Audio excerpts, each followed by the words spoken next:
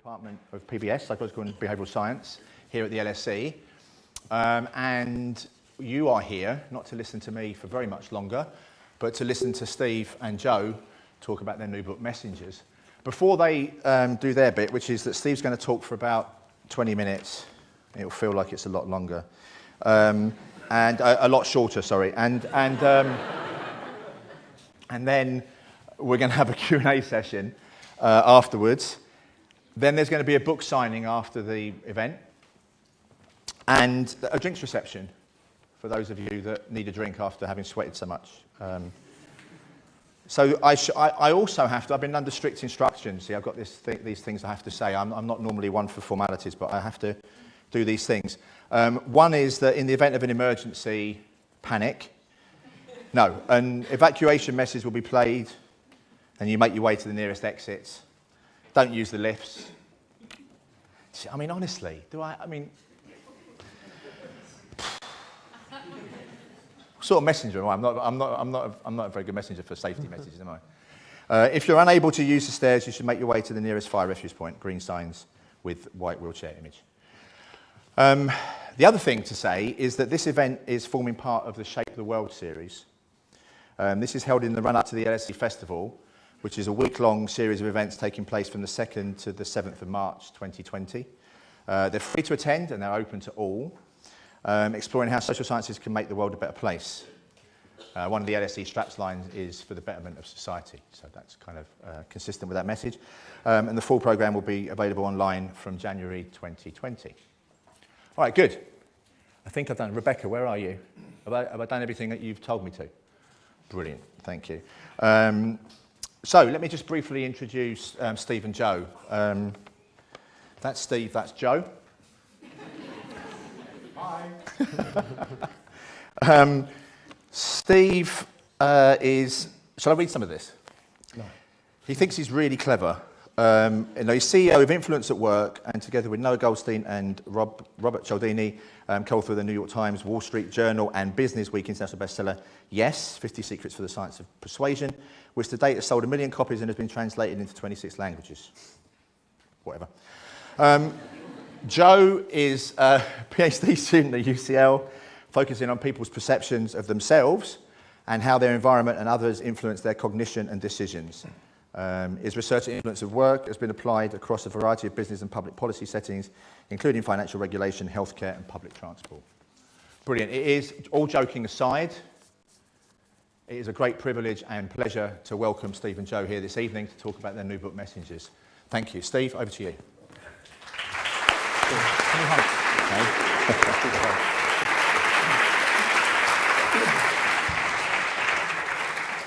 Hello.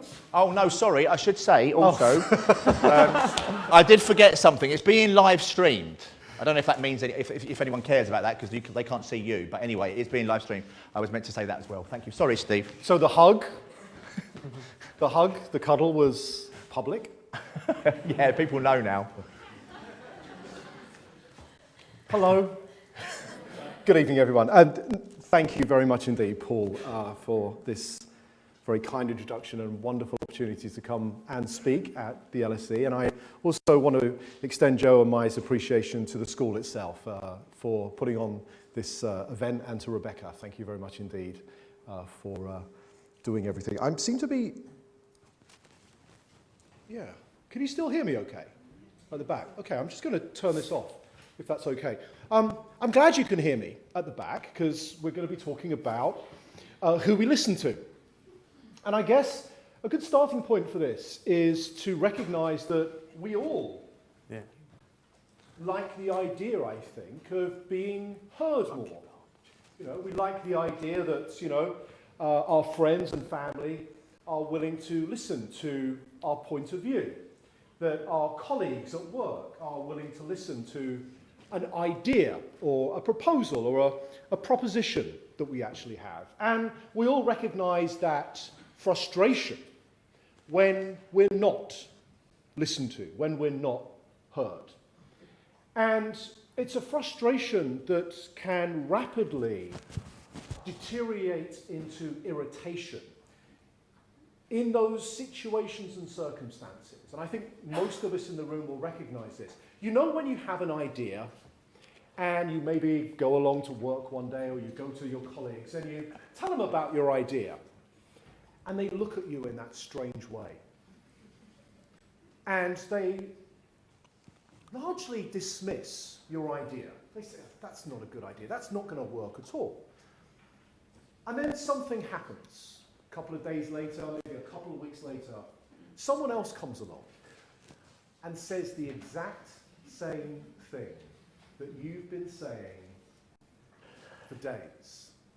And all of a sudden, that idea that was roundly rejected by your peers, by your colleagues, by your friends, is suddenly enthusiastically embraced when someone else says the exact same thing.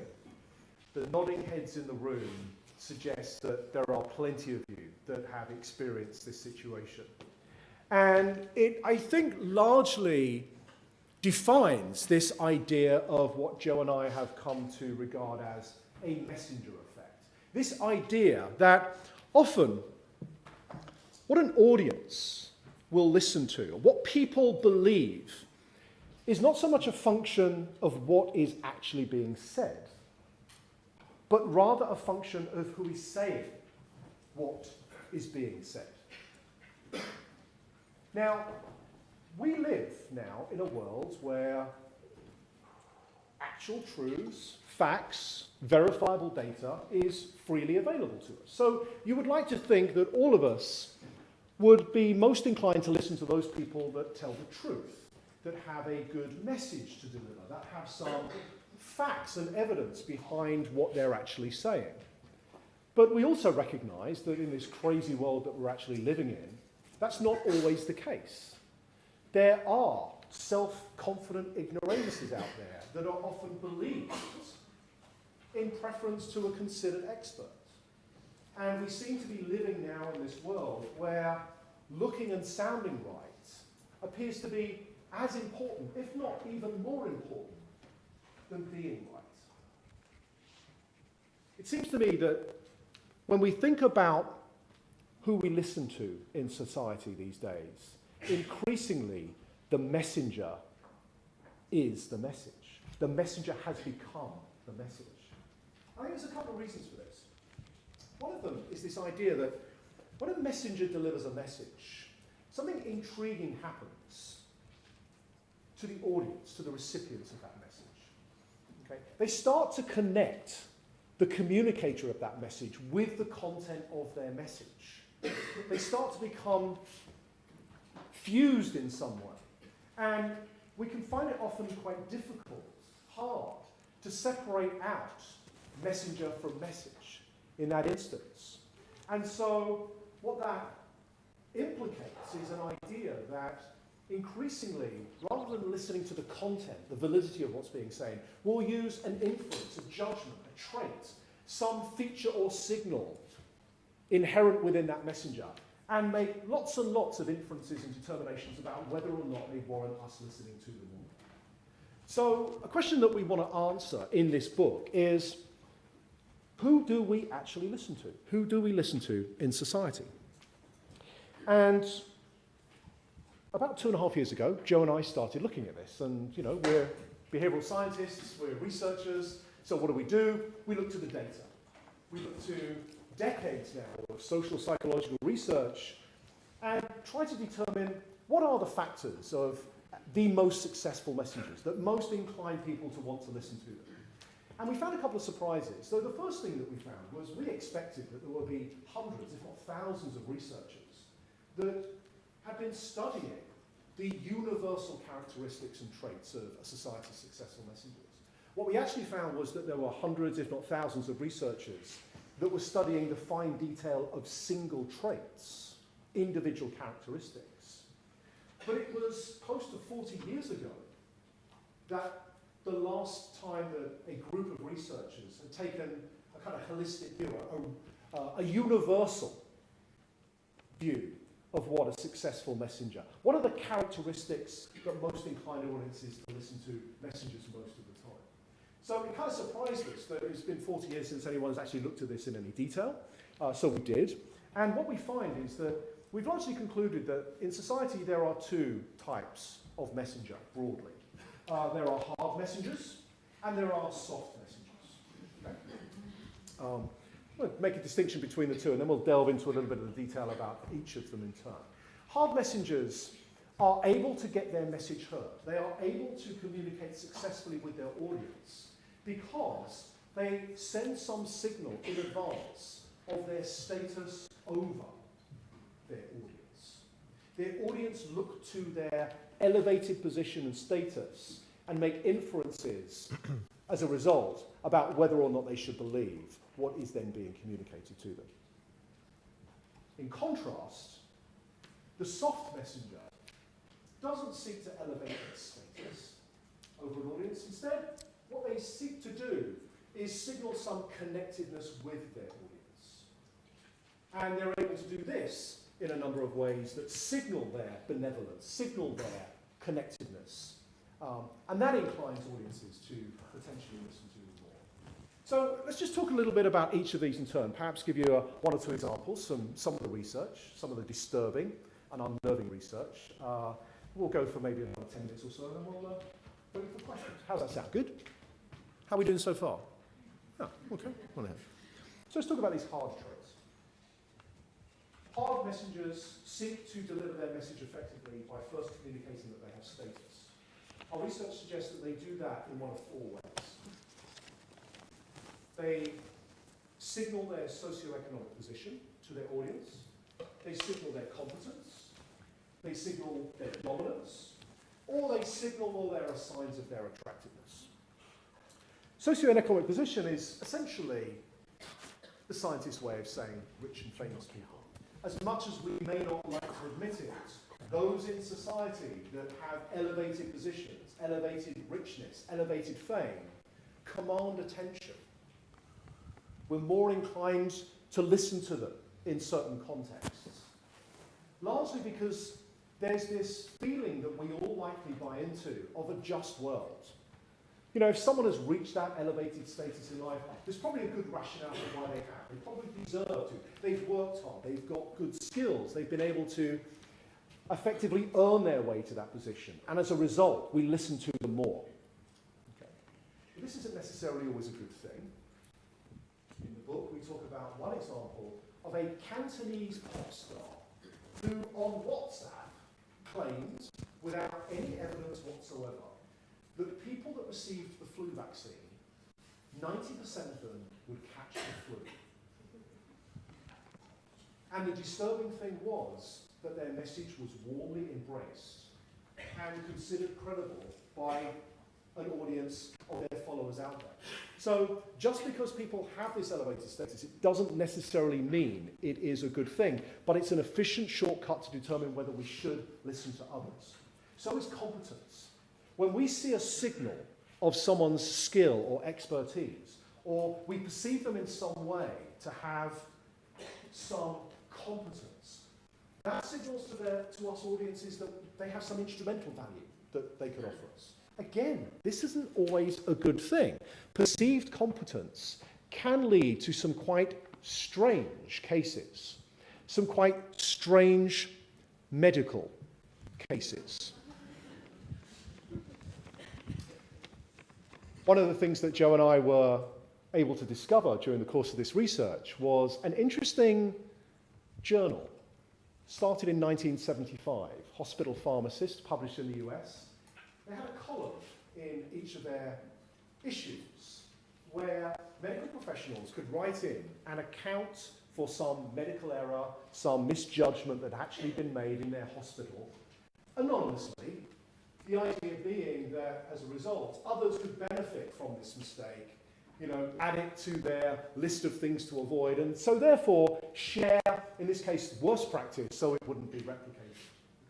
And our eyes clearly lit up when we saw one column with the title, The Strange Case of Rectal Earache. Happened on an orthopedic ward in a hospital. The patient concerned is complaining of a middle ear, pain in their middle ear. The duty nurse rightfully calls the duty doctor. The duty doctor comes, examines the patient, inserts an otoscope into the patient's ear, indeed sees that there is evidence of an inflamed middle ear, and prescribes some anti-inflammatory ear drops. Does anything about that strike you as odd? No. Absolutely not. Except for the way that the physician wrote the prescription on the patient's notes. Place 3 drops in the right, but instead of actually writing the word right, R-I-G-H-T, the medical abbreviation for right, by the way, anybody know? Capital R. Place 3 drops in patient's R ear.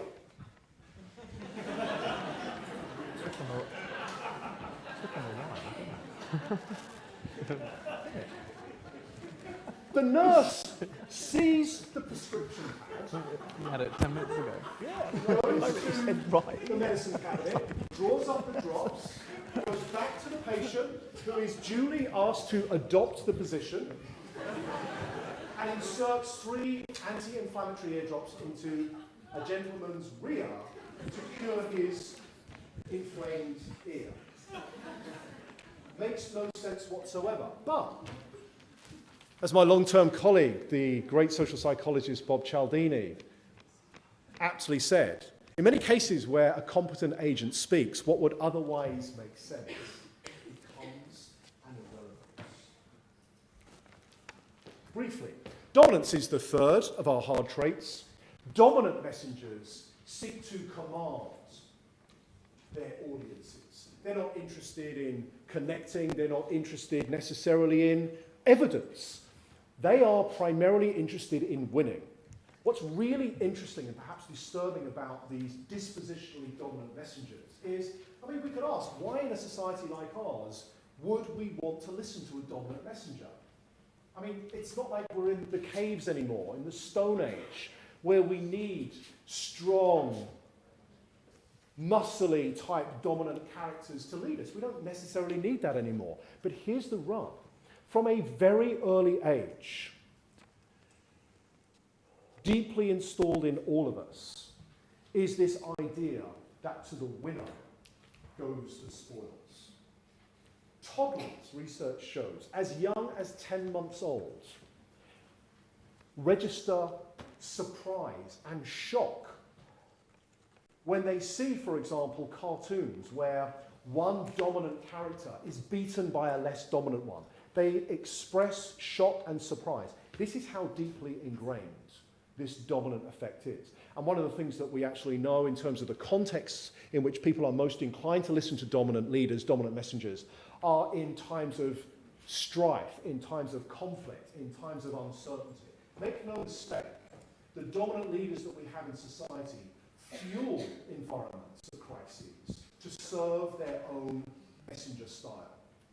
No surprise that these dominant messengers are eliciting crises, talking about the threat, the fear that we all live in. If they are not voted in again to office, they are essentially creating their own context where their dispositionally dominant characters typically thrive. And finally, the fourth hard trait is attractiveness. Those of us that are born genetically blessed are afforded an advantage in life. The physical attractiveness. Physically attractive people typically earn more than their average-looking peers. Some estimates by economists, 10 to 15% more over the course of a lifetime, which is about the same as the discrepancy that we find in things like gender and cultural upbringing as well, and race in that instance.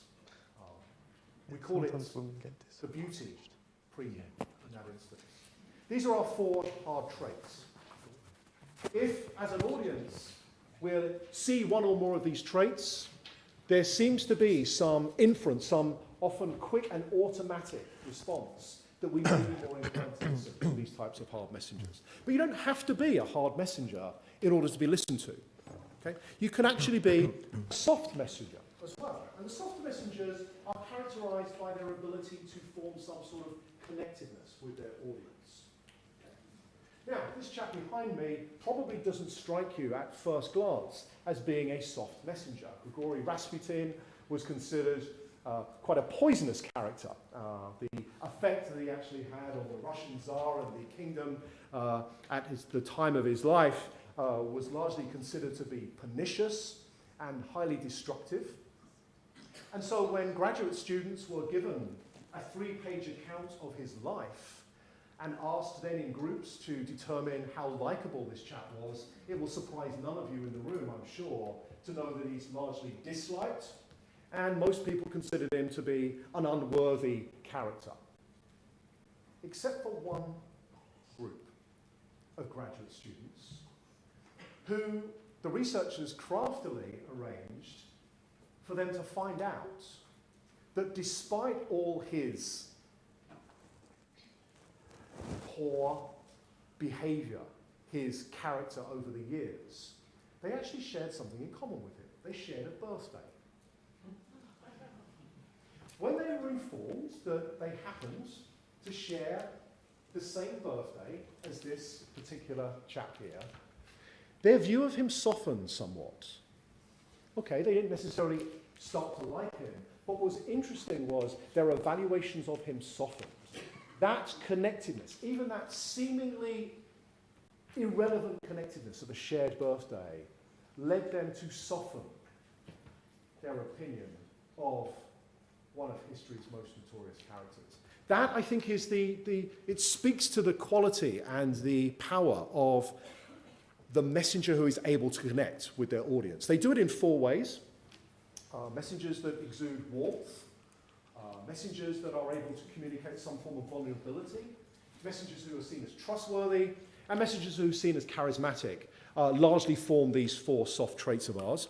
Warmth is the idea that if we see a messenger who is largely positive, provides some positive regard, is able to show similarities to their audience, we may be inclined to listen to them more. Vulnerability is the idea that sometimes if a communicator is able to signal some vulnerability they have, if they wear their heart on their sleeve, if they're able to demonstrate some sort of weakness, position of weakness that they actually have, that will often incline an audience to listen to them more. Those of you that have perhaps looked at any of the research in terms of charitable giving will recognize this idea that, a good example of a vulnerable messenger is what we call the identifiable victim, that single individual that we can paint a picture of. It was Joseph Stalin, wasn't it, that said that the death of one soldier would be a tragedy, but the death of 1 million is simply a statistic. It speaks to that vulnerability. Actually, interestingly, that's raised concerns in some policy circles about our leaders and what they might do if they were ever put in a position where they might have to unleash weaponry on another country. The idea that the impact would affect thousands, tens of thousands, even millions of people rather than single individual victims might desensitize them to the enormity of that particular act. In fact, there was one scholar that we found that suggested a rather novel way to consider the dilemma that a president, for example, might find themselves in. The president would have a young man follow him around who would carry the nuclear codes with him. Not in a briefcase, though, but in a little capsule inserted into his heart. The idea being then that if the president was going to then push the button and perhaps unleash horrific consequences on tens of thousands of people, he would be required to kill one identifiable victim first in order to access his ability to kill tens of thousands. This scholar apparently suggested this idea to the Department of Defense in the US, whose response was interesting. They said, that's a horrific idea. If we did that, the president might never push the button. Trustworthiness is our third soft effect. Trustworthiness is, there are 2 types essentially of trustworthiness. We can trust people because we see them as competent, in a nod to those players on rugby and cricket fields that consistently catch the ball. We call them a safe pair of hands. Okay? But there's also an integrity-based element to trust as well. An audience's ability to predict that messenger will come through on their promises, will align and be consistent with group norms. And here's something interesting that we actually find, is that very, very often we confuse truth and trust. They're not the same thing. In fact, actually, we find evidence that suggests that in certain circumstances, certain leaders can hawk lies. They can tell dishonest truths. They can deceive. And in some circumstances, their trust actually goes up, not down. Because what they're essentially doing is they are lying to the approved norms of their group. And in fact, actually, in those contexts, they actually buy group credits for future mistakes or malfeasances that they actually make. Really good example, in 2013 in the United States, over 70% of white evangelists, heavily Republican, answered to the survey question that they thought it was incredibly important that their leader held the highest moral standards and ethical practices. The week end of the 2016 inauguration, that figure fell to 30%. Less than 4 years, the approval of morals went from 70% to 30%. On the basis of trust in that instance, their ability, an audience's ability to predict the future character of a messenger. And finally, charisma. Charisma is defined as this ability for a messenger to convey some compelling vision, something that an audience can cohesively get behind, some compelling vision. They do this with metaphors, they do this with what psychologists call surgency, that positive direction that all and one can look towards. They also, interestingly, use typically about twice as many hand gestures as other communicators. In fact, we found studies that show that presenters on TED Talks who are presenting on the same subject, those that use about twice as many hand gestures as their less charismatic peers, typically get about twice as many views and are rated as significantly more effective presenters than someone that's presenting the exact same message that doesn't use those surgeon type of hand gestures. So there we have it. 8 characteristics that we find are universal cues that we all use to determine whether or not we should not necessarily listen to people, but certainly pay attention such that the likelihood that their message won't go on deaf ears rises. The implication, of course, is that if we do listen more, there are perhaps chances that we come to believe what is being said more, regardless of its truth or wisdom. And if we start to believe these messages more, is there perhaps an outcome where we are being influenced to become different people as a result? So, you might be thinking, what sort of messenger am I? Okay? And not many of you. Okay? And the answer is, you can find out. You can find out for free. You can go to messengersthebook.com, follow the link, and there's a neat little scientific-based test that will essentially give you feedback about what your preferred messenger trait is. And maybe you can share it with your friends over a drink afterwards. But that was essentially the end of what I actually had to say about the research itself, to set a context for these messenger traits and what we've actually found. So perhaps I'll shut up now and hand back to you, Paul, if I may. Yes, you may. Thank you very much, Steve. Thank you so much.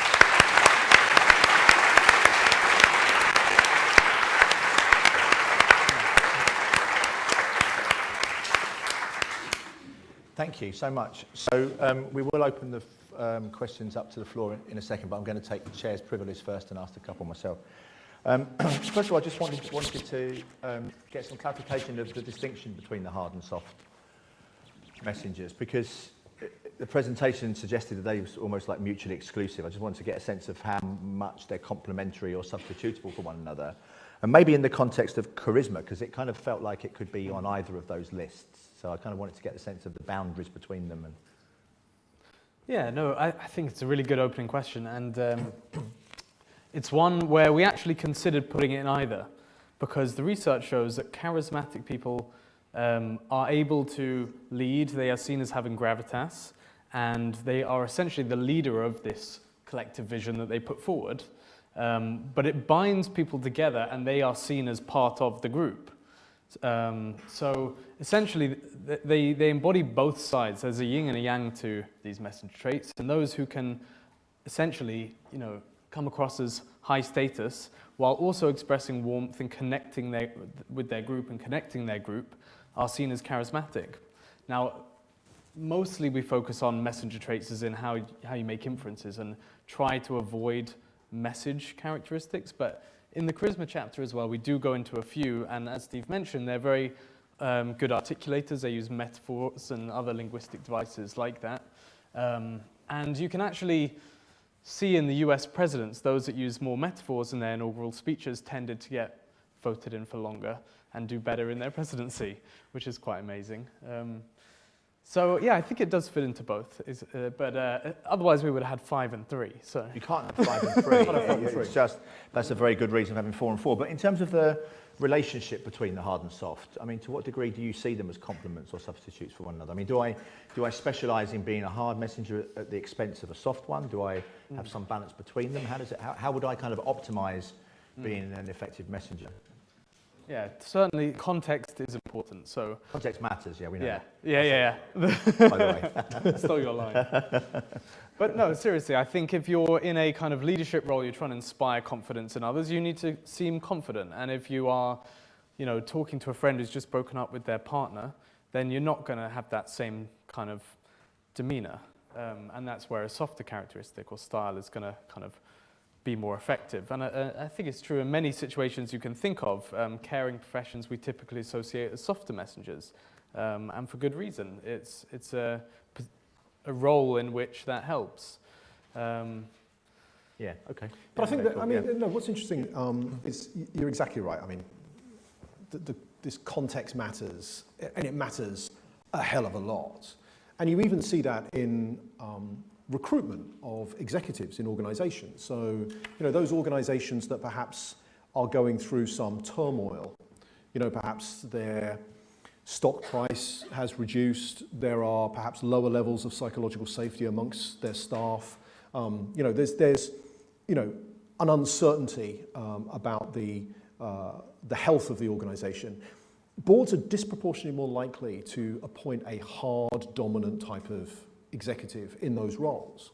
But that exact same organization, if things are going well, the outlook is rosy, staff are feeling psychologically safe, there's a clear signed up plan of action that organization is going in, that same board in that different context will be disproportionately more likely to appoint a much more connected, softer messenger in that regard. So even in large scale, high stakes appointments like chief execs, this context matter aspect. And so how much? So you would think a large part of that is unconscious, right? Yeah. That these influences and those effects operate on us in ways that we're largely unaware of. I think so, and I think the evidence that we are so largely unaware of them is the idea that when we see one of them, we are able to quickly infer that someone has all sorts of other skills that have nothing to do with that initial trait that we actually saw. I mean, one of the examples that I do like, here in the 1980s, the government are tasked with a question, who would be the best messenger to disseminate information about what to do in a nuclear fallout if, God forbid, Russia ever pushed the button? Okay? Now, you can think of all sorts of different people that would be highly competent and skilled to actually do that. But actually, the two people that they actually picked were Kevin Keegan and Ian Botham. Okay, so at the time, I recognised most of the people in the room were going, they have no idea who Kevin Keegan and Ian Botham are. Captain of the England football team and the guy who single-handedly battered the Australians in the Ashes 6 months previously. Now, they have absolutely no knowledge of what to do in the case of a nuclear attack. They have no training in what to do in the case of some public, disorder. But they're recognized. They did a pretty good job winning that cup final the other day. So it's very easy then unconsciously to infer that they're probably going to be quite skilled at doing other things as well. Yeah, That cool. Classic halo effect. Brilliant, thank you. I've got a couple more questions, but I'm going to open it up to the audience and then come back in again shortly. So there are roving mics that will come to you, so please wait until you have a mic in your hand. And we do have a fair amount of time, but we're going to have lots of hands, so please try to keep your questions succinct.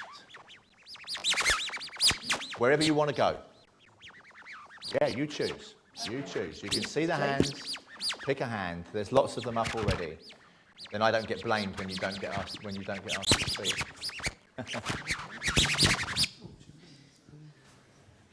On the basis of the 8 traits you described, which ones do you think were best deployed by the Leave campaign in Brexit, and which ones could the Remain campaign have used better to influence the result?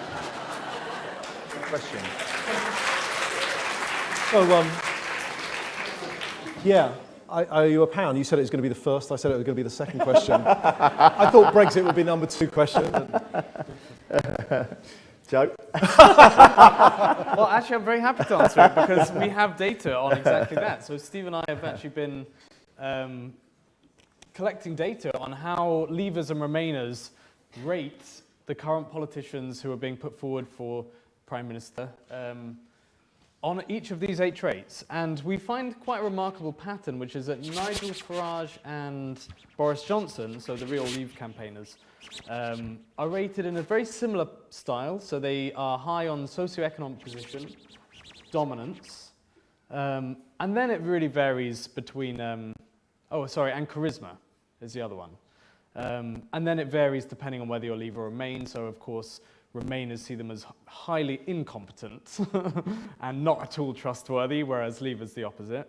But then you get this interesting other effect with, so Jeremy Corbyn is not actually doing too well in our data with either group, but one person does stand out in the Remain side, and that's Caroline Lucas, who we were actually debating whether or not to even include. But it's what I find really interesting is that she embodies this kind of softer side. She's rated very highly on charisma, but low on dominance and high on kind of warmth and trustworthiness by Remainers. And actually, Leavers aren't that averse to her either from our data, which is admittedly a small sample size. But I definitely think that there is a divide, and you see that in past research as well, where depending on the listener's ideology, they favour different messengers too. So those on the right tend to go more for dominant, hard messengers, and those on the left for warmer, softer. Cool, thank you. Thank you very much for your question. Yeah. Should we go to the back? Where's the do we just have one mic? This one on the other side. Oh, there's another mic. Yeah, run to the back. Run. Let's go. Let's take some questions from the back. There's a hand in the middle here. Yeah, the guy in the middle there. Perfect. Thank you very much. Thank you. My question relates to the first question, really. I don't understand what's the significance of, and why did you need to classify these different characteristics into 2 camps, soft and hard? Is it because you saw a bunch of people and you thought, okay, we can, they have these characteristics, these 4 characteristics, therefore they're more soft and they're more hard, so it's useful to analyze? Or is it because you thought, this is how you become more persuasive, you have these 4 characteristics at one given time? Well, I wouldn't say it was because we kind of, went down to the pub and chatted about it, actually. So there's loads of kind of research on stereotypes, and they have these 2-factor models. So Susan Fiske is a professor at Princeton in social psychology, and it comes up a lot. You get these hard and soft, but in various forms. So there's a bunch of 2-factor models. Another one in leadership is, the roots to status in their model is prestige and dominance. And again, it's kind of a hard, soft approach. So we were very inspired by that. And in political science too, you have these kind of split models with kind of warm and trustworthy on one side and powerful, confident and competent on the other side. So it seems to be a recurring theme in many different disciplines, and I think we are kind of speaking to that as well, with a slightly broader model and for a slightly different topic. So I guess the answer is, we took a real data-driven approach and looked at what the existing research out there was. Thank you, Joe. Thank you for the question and answer. Okay, where should we go? In the middle, over to the side, here. For like Michael Barrymore, for those that can remember, top, middle, or bottom. Hi, I was just wondering what the gender impact is on the kind of messenger characterization. Of the characteristics of the messenger or of the person listening to the messenger? Yeah, well, you know, there's been kind of research showing that people are less likely to see women as competent, less likely to see women as dominant. Right, okay, so the messenger. So that kind of impact. With the caveat. Of course. Yeah. No, so we asked this a lot, and we have to always caveat by saying we are the worst messengers to be talking about this as two white males. It's ironic in a sense that people listen to that message differently because of who we are. But I think because we have written the book and it's a hot topic and plays right into this, and we do have something to say, then we would like to kind of give an answer anyway. And I think that we tend not to talk about these kind of surface level characteristics that people have typically focused on when looking at who we listen to and these kind of social categorizations, I guess. We tend to look at the kind of deeper psychological level, and actually they play out in the gender context, where if you really look at what's going on when you make gender stereotypes, it is a difference in how people perceive women and men on warmth and dominance in particular. And actually competence has changed over time. So a recent meta-analysis by Alice Eagley showed that in the last 30 or 40 years, women have gone from being seen as much less competent than men to now being seen as equal, if not more competent than men. But the differences that have remained are that men are seen as more dominant or agentic, so more kind of aggressive, confident, brash, assertive, and women as more socially harmonious and emotionally sensitive. And I think that is having a real effect on how people respond to the different genders. Because if you have that stereotype in mind, it's gonna, like we say, kind of fit. You're gonna pick the context of which one you think suits better for what message. Excellent, thank you. Come down here, shall we? Let's go in the middle here, the third row. Going on from gender, can we talk about age? I'm particularly interested in older men and say older. Of course I am. Of course I am. Sorry. Yes. Always. Always. Of course. Always. Never younger men. Just for the record. I'm particularly interested in older men who are politicians, and the fact that we might have. Yes. Okay. All right. We got the joke. Particularly, let's take the U.S. political scene, where elderly statesmen, you think about Joe Biden and other people like that, who are still seen to be incredibly competent, and in later age. Did you look at age at all? Obviously for women as well, but I'm very interested whether you get the messenger effect. Does it increase with age? Mm-hmm. So it does, but it's curvilinear. So, the typical high-status person is a kind of middle-aged, tall male. And then once you start getting into the elderly category, it actually decreases in competence and rises in kind of softer, warmer characteristics. But I mean, probably they're on the cusp, this kind of Donald Trump and Joe Biden, where in 5 to 10 years they would be seen dead. Well, maybe. Yeah. But, That changes their messenger status. but Joe Biden, I actually think Joe Biden is over the cusp, and it's picked up a lot in the media that he is fumbling his words. He's not as sharp as he used to be. He said the other day in the Democratic debate, you need to play kids the record player more often, and things like that. And people are thinking, how out of touch, and you're not quite with it anymore, are you? So can I ask another question about, so you talk about this evidence. Can you say something about the outcomes that you're looking at in this evidence? So when you say these messengers are more or less effective, what kind of outcomes is it? Is it in, you know, observing behavioural responses to these people? Is it in attitudinal research? Where does it come from? What sort of evidence? Yeah, I think it's a real mix, but we do definitely try and kind of focus on behavioural stuff, which I guess you'll be happy about. And so the kind of main ones that come to mind are recruitment and court cases, where it's quite easy to have a real kind of solid outcome. So recruitment, for example, you can send thousands of CVs out and you make small changes, like attaching an attractive picture. Yeah. And then you just look at how many callbacks they get and you see huge effects. Yeah. But it's a real mix. And I mean, yeah, we've got cognitive neuroscience studies in there, which are very much not of the real world behavioural stuff that you'll like, and then we do have some that you'd be more your thing, I guess. There are some interesting kind of, you know, attitudinal type of examples as well. So, you know, we cite a number of studies where you can show pictures of CEOs, or pictures in this instance, in one study I'm thinking of politicians that actually ran in a political election.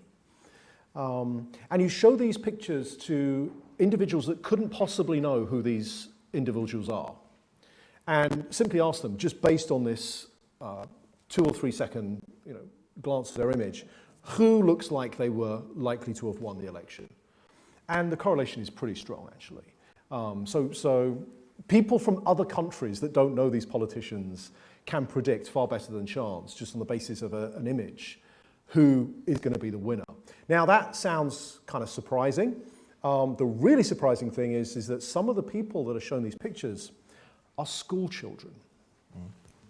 So again, you know, it kind of speaks to the often reliance that we actually have on these snap judgments when we just, you know, we look at an image, we make lots of inferences about the character of that person, whether they're likely to be voted for, would they make a good CEO, would they make a good partner, these kind of things, just based on that. It's kind of pretty stunning.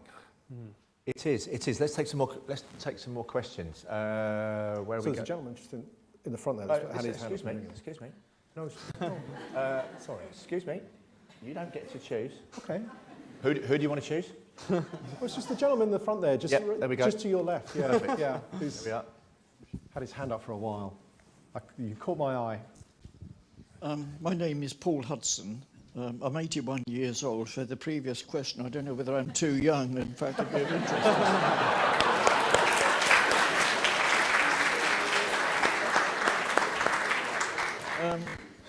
Thank you very much for your talk. Obviously, you haven't got much time to cover much of the content of the book, but I felt that you might have given a little bit more emphasis to the why in the subtitle of your book.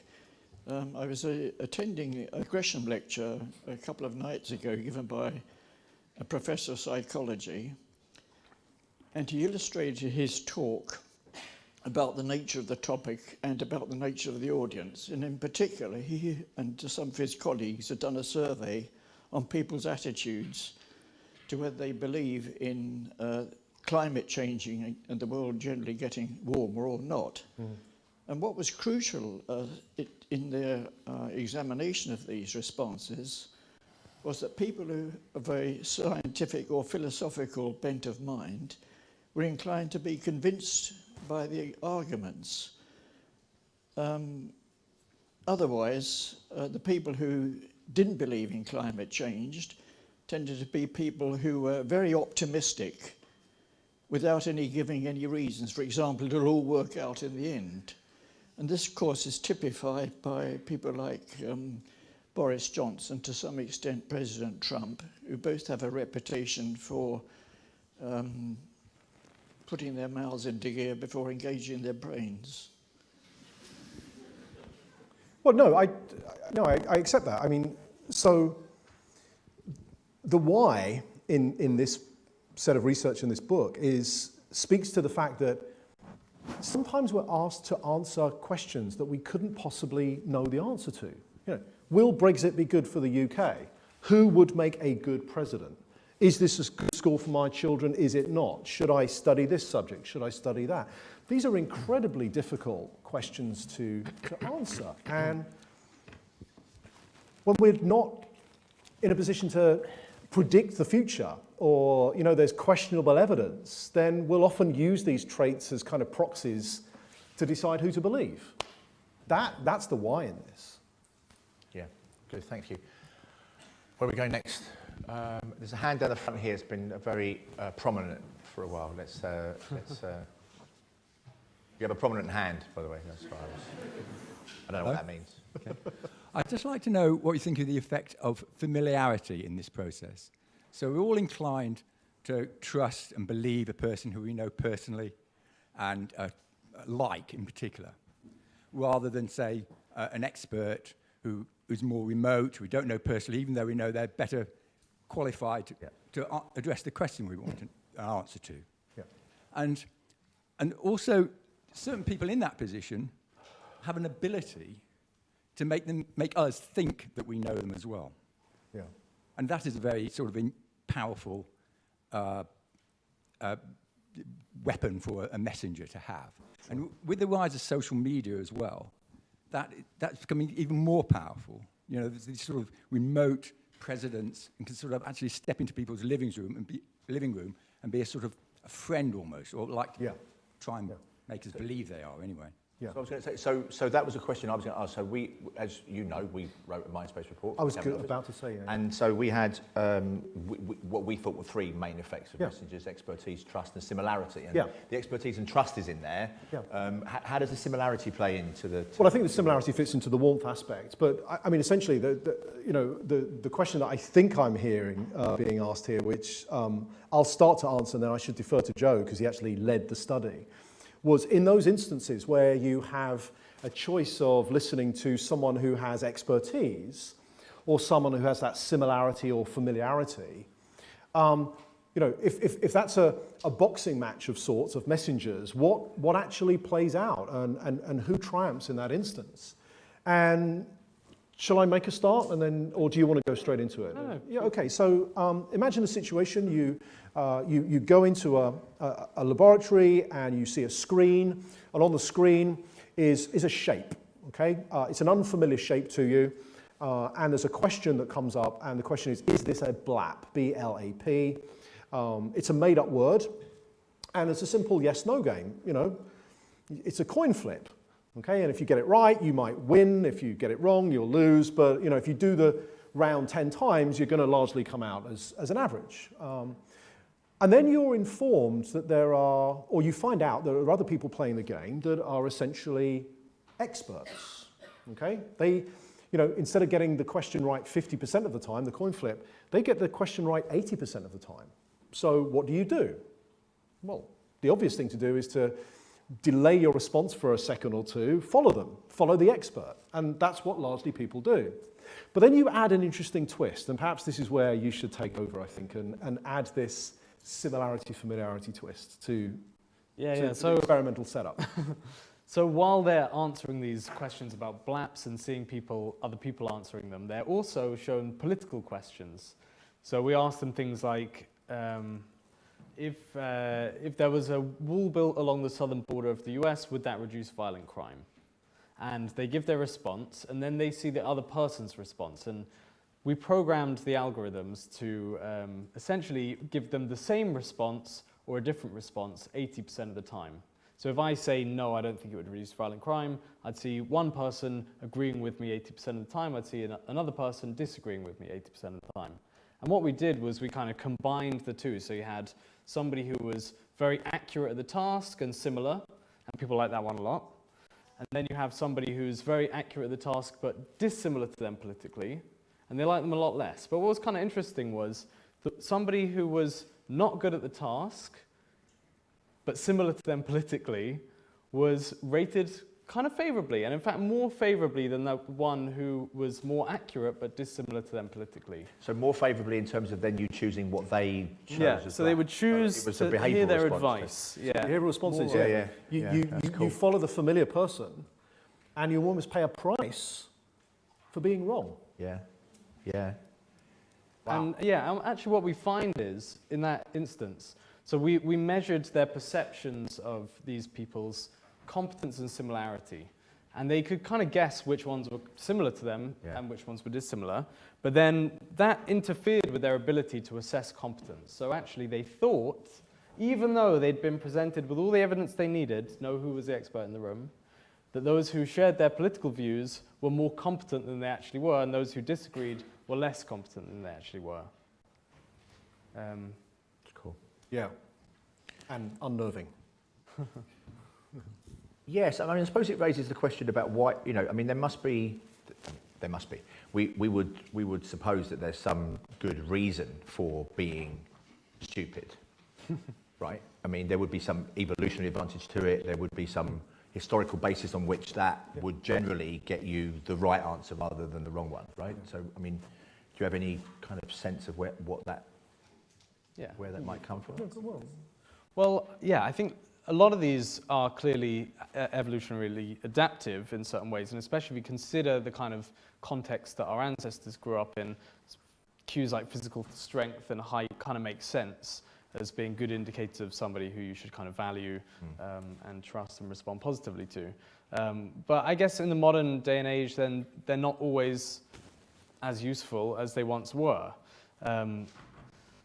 Yeah, attractiveness would be the same, I think, although, you know, because you're not as more likely to live longer and survive if you're more attractive in today's world, but you were. There's other reasons why you might kind of listen to somebody who's very confident, and that is because when you know a lot of stuff and you're very competent, you will speak in a more confident tone. But what happens is that you then get people who are just confident regardless. And they are persuasive because we fall into this general heuristic that if somebody appears confident, we presume they're competent, and kind of game the system in a way. Yeah, cool, thank you. Thank you. Let's take some more questions. Yeah, you've got a hand right next to you, so let's go for it. Thank you. So while I was listening to you, I was thinking of me as a listener, not as a messenger, and I was thinking about, okay, which type of messenger am I inclined more to? I would like to know, given the fact that probably I have my own stereotypes or my own biases when I'm looking to a messenger, is there any particular way of me to be more objective when I look to a messenger's message, indeed, and let's say look from another perspective or like getting out from my own stereotypes? Can I do so, or in your view, in the end, my stereotypes will prevail and I won't be able actually to look at it as objectively as possible? Thank you. Yeah. So the answer I'd like to give is that knowing more about these characteristics and the pervasive effect they can have on our evaluation of what is being said. And that's an important point, because at no point in this book do we ever concern ourselves with what is being said. That's just to be clear about this. At no point are we ever saying, you know, is this a good message? We're simply saying what is the characteristic of the messenger or entity delivering the message, regardless of truth, fact, or fiction. So I'd like to be able to say that as a result of perhaps reading the book, understanding these effects more, that you have, essentially elevated your position of defense, and that knowing about these things, you're more inclined to, put barriers up so that, an overly confident messenger doesn't win sway in your mind. But that said, Joe and I both are a little gloomy about that. When you consider that, going back to the previous answer about some of the evolutionary qualities to these traits, is they're there for good reason. Yeah. They've helped us survive, they've helped us to grow, they've helped us to prosper, and so simply knowing about them, I'm not entirely convinced is an adequate defense. But knowing about them is a bit more of a defense than not. I would be entirely convinced that it's not a good defense, right? I mean, that's what, I would completely concur with everything you said, and then emphasize it again, because we are so unable to understand those automatic processes. And actually, the more arrogant we are about our ability to do that, the more susceptible to we become. our kind of circumspection about our ability to understand unconscious and automatic biases is actually one way of overcoming them, not greater knowledge and confidence in our abilities to overcome them. Absolutely. Okay, let's go, to the left here, to the lady in the red jumper.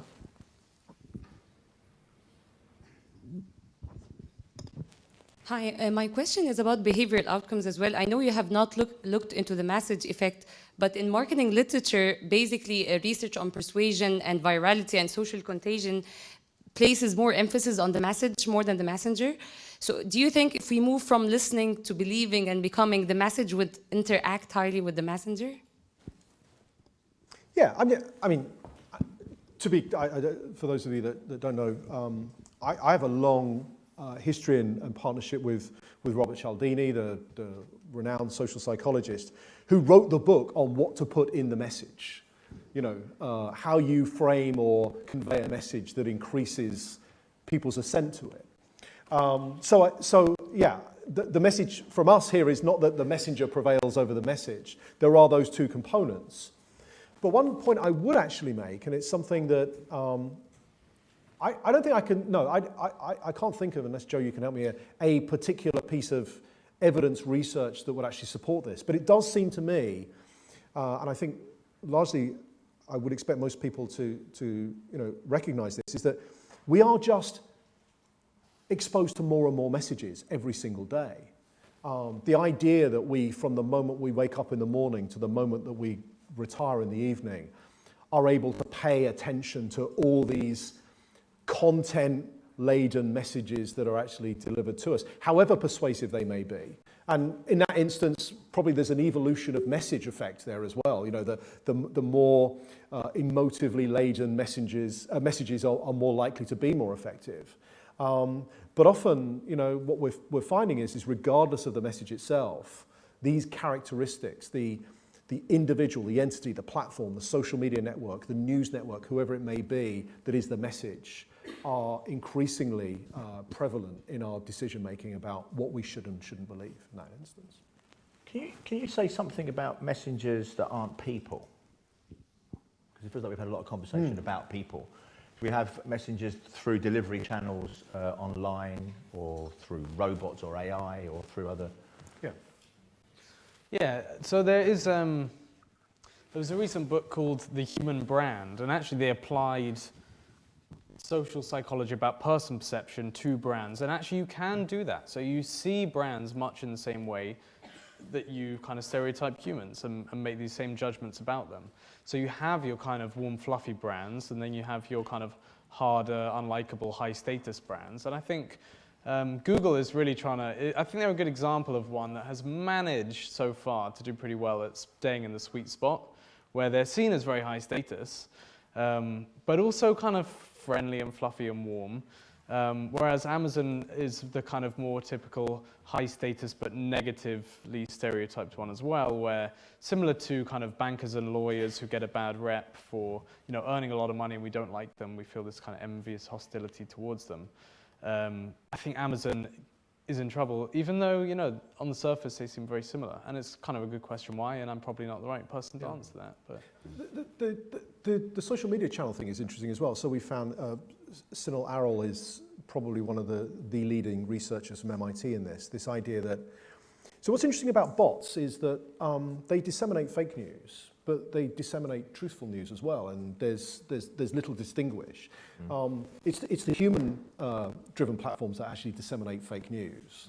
Bots, you'll get both in that instance. So it does actually start to, I guess, point towards, are there considerations towards policy interventions here that might need to take place? Should there be perhaps advantages from policy perspectives for those platforms, social network sites, news media that are regarded as truthful? Should they appear higher up in search engines?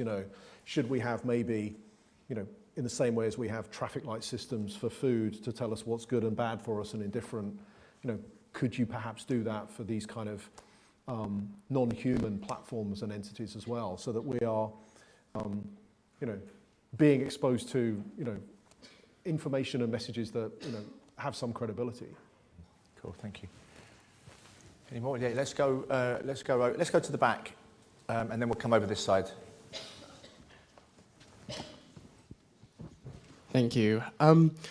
What you broke up the messengers into hard and soft, and the hard traits like dominance and socioeconomic status and attractiveness are kind of things you're born with.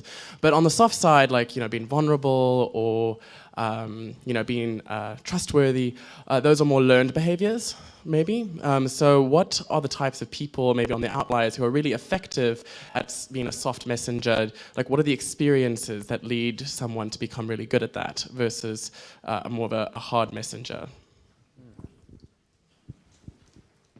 It's a good question, and it has been kind of suggested to us before that it might be this learned trait with the softer things and sort of more ingrained stuff with the harder effects. And I think that's partly true because just based on where we read the research, you get all of the kind of dominance and attractiveness research in evolutionary psychology journals, and you get the kind of warmth, trustworthiness, and also competence, I guess, but in kind of more social cognitive psychology journals.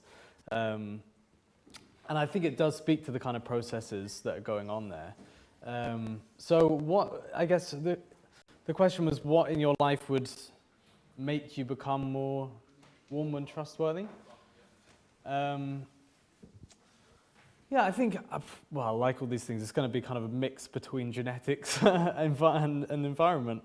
And, I think we say at the end of the book, personality is kind of relatively stable across the lifespan. And, any personality psychologist will know the big 5 trait agreeableness is kind of relatively stable over the lifespan and kind of linked to these softer sides of traits.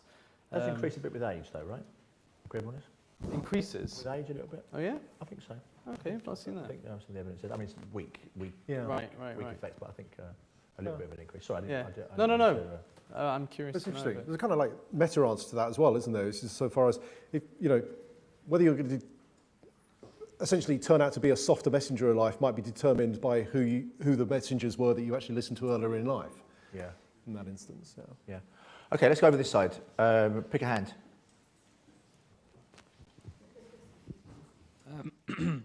Hi. Yeah, so I was just wondering, because I see your book, I mean, the title is Who We Listen To, and I see you've been talking a lot about kind of the oral manifestations of messages, but I was more wondering if you've done, obviously, any research on this, how these kind of hard and soft messages can apply to more written forms of communication?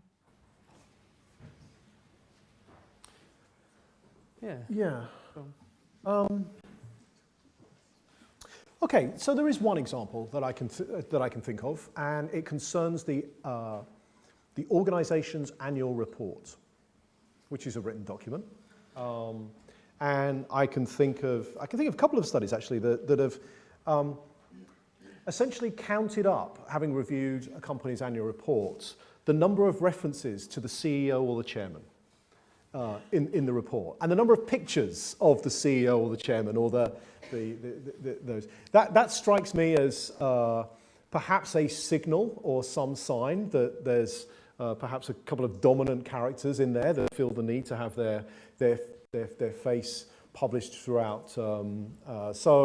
I think, and again, I'll just need to look at this because I can't recall exactly unless you can help me out here, but those studies actually showed that they were able to, look at the number of personal references to the leaders in the organization and make inferences about the culture in that organization, the type of leadership style, the type of executives that they would likely elevate and promote to the board in that instance. So there's one example that comes to mind of written evidence of how a messenger trait seeps through into published material. Yeah, I think if I'm talking about the same study, the finding I remember is the size of the CEO picture is correlated with how narcissistic they are. That as well, yeah. Which I thought was great. But I think as well that language does leak these cues. You can see like big emoticons and really excited to see you, that kind of thing. It kind of screams positivity and warmth.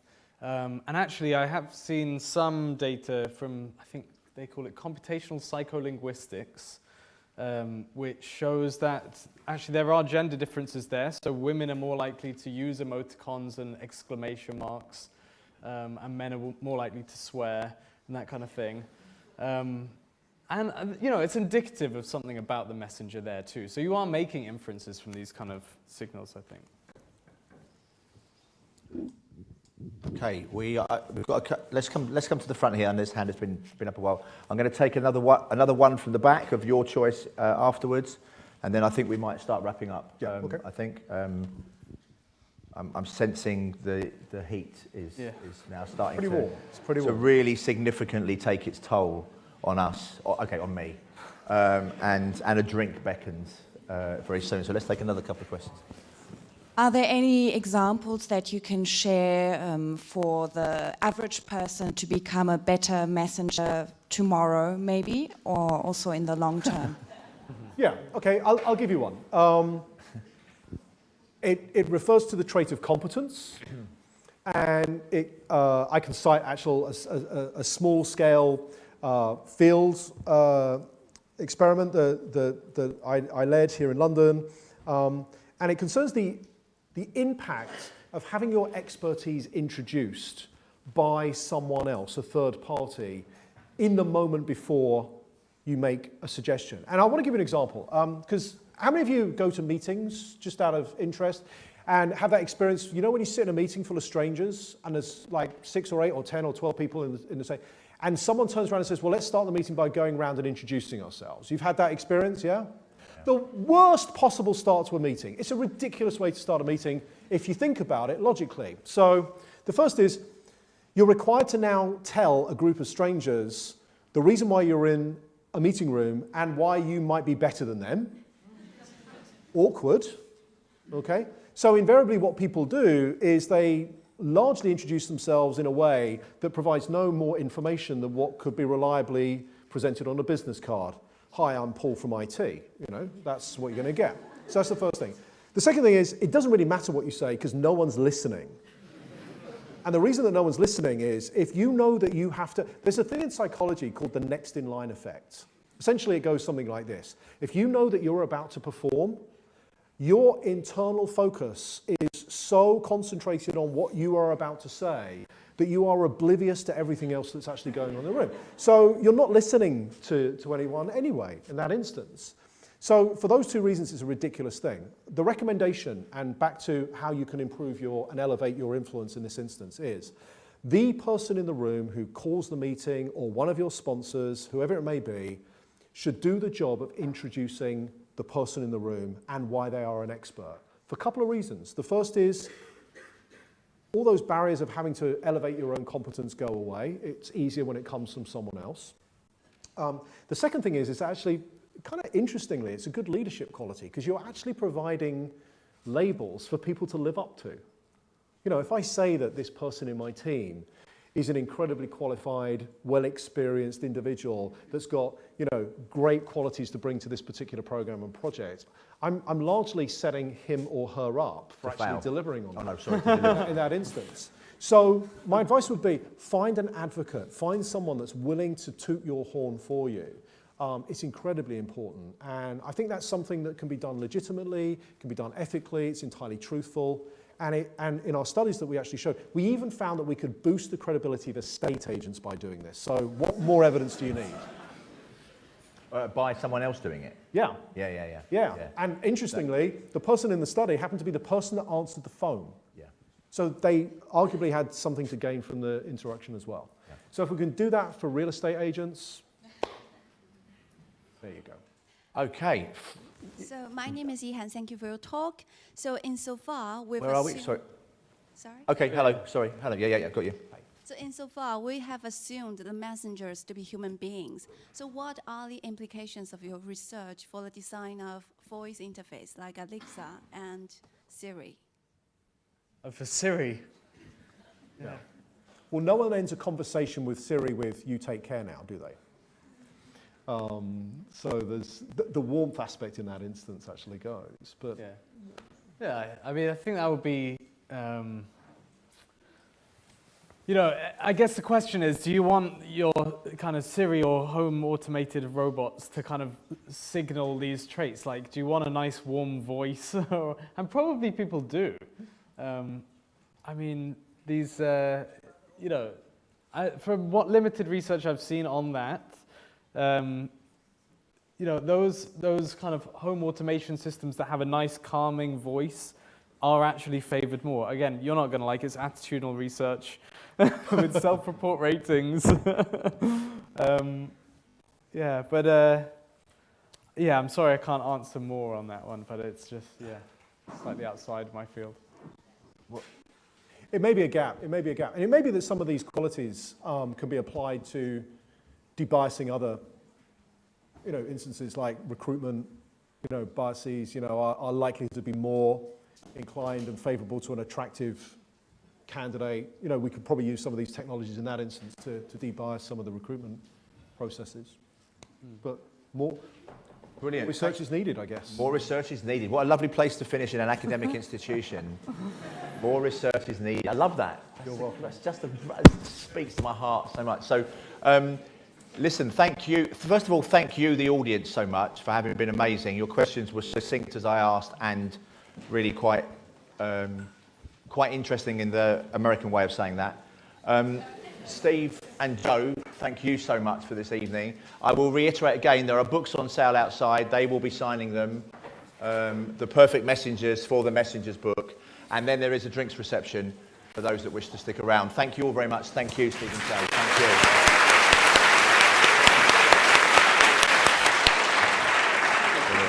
Brilliant. Brilliant. Thank you. Thank you. So I didn't mean to contradict you. I realised I was having a sort of academic discussion with you in public. But I think there is. I think there are. But I might be wrong. I think there are days when getting more agreeable as we get older. Yeah. Yeah. Anyway, brilliant. That was truly brilliant. Really good, mate. That was a lovely evening, wasn't it? I think. Yeah. I think it went really well. The conversation flowed. Really good. Yeah. No, I think a lot of you had a lot of discussions.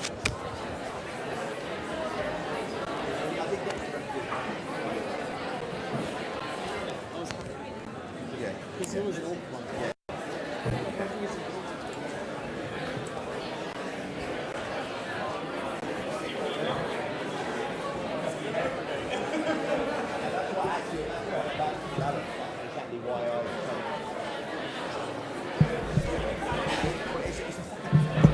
It's a different good one. You got Let's get my clicker out.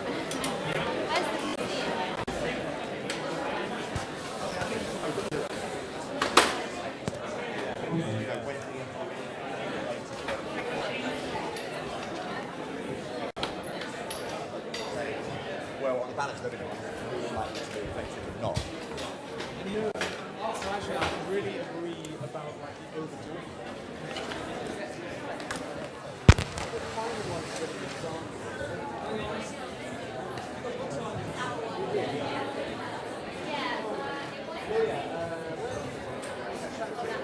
That was absolutely brilliant. Well, thanks so much.